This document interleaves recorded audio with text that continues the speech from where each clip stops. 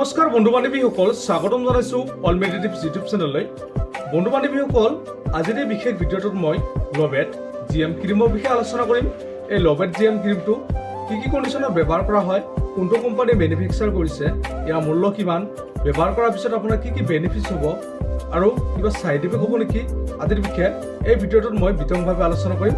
আপোনালোকে ভিডিঅ'টো স্কিপ নকৰাকৈ আৰম্ভণিৰ পৰা শেষলৈকে চাব। বন্ধু বান্ধৱীসকল, ভিডিঅ'টো আৰম্ভ কৰাৰ আগতে এটা অনুৰোধ জনাওঁ, যদি আপুনি আমাৰ এই ভিডিঅ'টো প্ৰথমবাৰৰ বাবে চাই আছে, আপোনালোকে প্লিজ চেনেলটো ছাবস্ক্ৰাইব কৰি দিব আৰু কাষত থকা বেল আইকনটো প্ৰেছ কৰি দিব। বন্ধুসকল, লবেট জিএম ক্ৰীমটো মেনুফেকচাৰ কৰিছে এবট হেল্থ কেয়াৰ লিমিটেডে। ইয়াত থকা মূল কম্পজিশ্যনসমূহ হ'ল ইয়াতে আছে কোলেবেষ্ট্ৰল, জেণ্টামাইচিন, মাইক্ৰনাজল। বন্ধুসকল, এই ক্ৰীমটোৰ মূল্য হ'ল 153 টকা। আপোনালোকে যিকোনো মেডিকেল ষ্টৰত পাই যাব অথবা আপোনালোকে অনলাইনত অৰ্ডাৰ কৰি কিনি ল'ব পাৰে।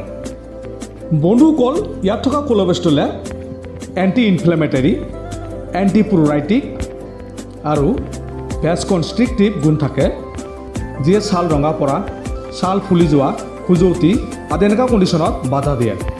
বন্ধুসকল, ইয়াতে মাইক্ৰনাজলে এণ্টি বেক্টেৰিয়েল হিচাপে কাম কৰে, যিয়ে ভেঁকুৰৰ বৃদ্ধি আৰু বংশবৃদ্ধি বন্ধ কৰে। বন্ধুসকল, এই ক্ৰীমত থকা নিয়মাইচিনে এণ্টিবায়'টিক হিচাপে কাম কৰে, যাৰ ফলত ছালত বেক্টেৰিয়াৰ বৃদ্ধি বন্ধ কৰে। বন্ধুসকল, এই লবেট জিএম ক্ৰীমৰ বেনিফিটছ সম্পৰ্কে আলোচনা কৰিম। এই ক্ৰীমটো সাধাৰণতে বেক্টেৰিয়াৰ সংক্ৰমণ, অৰন্ধা মাংসৰ পৰা হোৱা ৰোগ যেনেকৈ চিকেন পক্স, তেজৰ বিষৰ চিকিৎসাৰ কাৰণে ব্যৱহাৰ কৰা হয়। ছালত হোৱা যিকোনো ধৰণৰ বেক্টেৰিয়েল ইনফেকশ্যনত এই ক্ৰীমটো ব্যৱহাৰ কৰা হয়। ছালত হোৱা ফাংগাল ইনফেকশ্যন, ডাৰ্মাটাইটিছ, চৰাইচিছ, একজিমা আদি এনেকুৱা কণ্ডিশ্যনত এই ক্ৰীমটো ব্যৱহাৰ কৰা হয়। বন্ধুসকল, এই ক্ৰীমটো এণ্টিবায়'টিক, এণ্টিফাংগাল আদি শ্ৰেণীগোটৰ অন্তৰ্গত। এই ক্ৰীমটোৱে যৌনাংগৰ খুজুলি, ভেৰিয়ান, চিকেন পক্স আদি এনেকুৱা কণ্ডিশ্যনত ব্যৱহাৰ কৰা হয়। বন্ধুসকল, এই ক্ৰীমটো গৰ্ভাৱস্থাত আপোনালোকে ব্যৱহাৰ নকৰিব। যিসকল মহিলাই শিশুক স্তনপান কৰাইছে তেওঁলোকে এই ক্ৰীমটো কেতিয়াও ব্যৱহাৰ নকৰিব। যিকোনো ধৰণৰ মেডিচিন ব্যৱহাৰ কৰাৰ আগতে আপোনালোকে সদায় ডক্টৰৰ পৰামৰ্শ ল'ব। ডক্টৰৰ পৰামৰ্শ নোহোৱাকৈ আপোনালোকে এই ক্ৰীমটো কেতিয়াও ব্যৱহাৰ নকৰিব।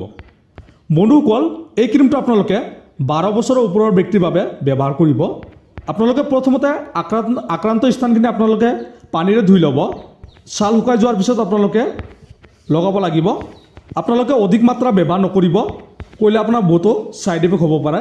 আৰু এই ক্ৰীমটো চকু আৰু মুখৰ ওচৰলৈ আপোনালোকে নলগাব। যদি কিবা কাৰণত আপোনাৰ চকু বা মুখলৈ যায় তেন্তে আপোনালোকে সোনকালে পানীৰে ধুই পেলাব।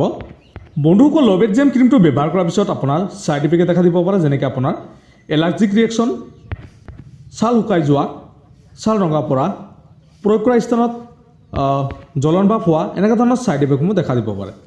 বন্ধু বান্ধৱীসকল, ইয়াৰ উপৰি যদি কোনো ধৰণৰ ছাইড ইফেক্টে দেখা দিয়ে তেন্তে আপোনালোকে এই লবেট জিএম ক্ৰীমটো ব্যৱহাৰ কৰিবলৈ বন্ধ কৰিব আৰু ডক্টৰৰ পৰামৰ্শ ল'ব। তো বন্ধু বান্ধৱীসকল, আজিৰ এই ভিডিঅ'টো ইমান আছিল। যদি ভিডিঅ'টো ভাল লাগে প্লিজ এটা লাইক কৰি দিব আৰু এই লবেট জিএম ক্ৰীমটোৰ বিষয়ে অধিক জানিবৰ কাৰণে আপোনালোকে কমেণ্ট কৰি জনাই দিব পাৰে। ধন্যবাদ।